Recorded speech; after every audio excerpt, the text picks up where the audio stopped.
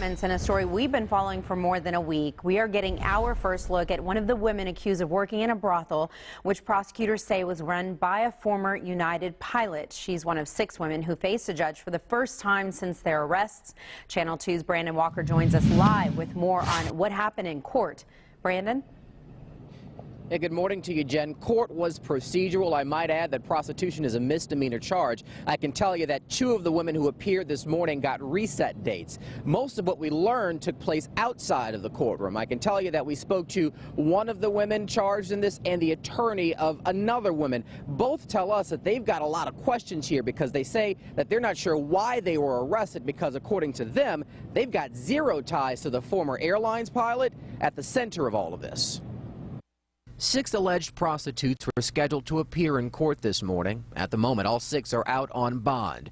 Prosecutors allege the women were part of a prostitution network strung together by this man, Bruce Wallace.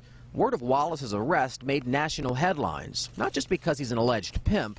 Rather, it's his old job that piqued interest. Wallace is a former pilot for United Airlines.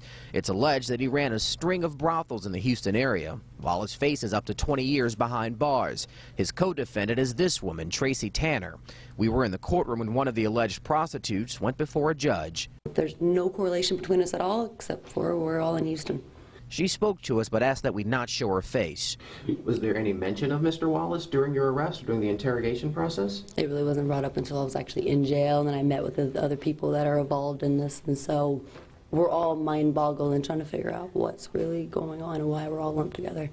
Attorney Chris Downey represents another defendant, an alleged prostitute. He too says his client had no ties to Wallace. So why would she be arrested, you might ask? It seems to me to be pretty reckless to be running around alleging that folks are all part of some grand scheme when it appears that, at least by initial inquiry, a lot of them have no idea who each other are.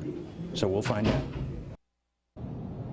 And so that appears to be the narrative going forward when there will be another court appearance for at least 2 of the women who appeared in court this morning. I can tell you that we asked both the attorney and also the other lady who we spoke to earlier what they did for a living, and we were told that they weren't prostitutes, or at least we didn't get an answer to that question when we asked it. We'll keep you posted on this story as it continues to develop.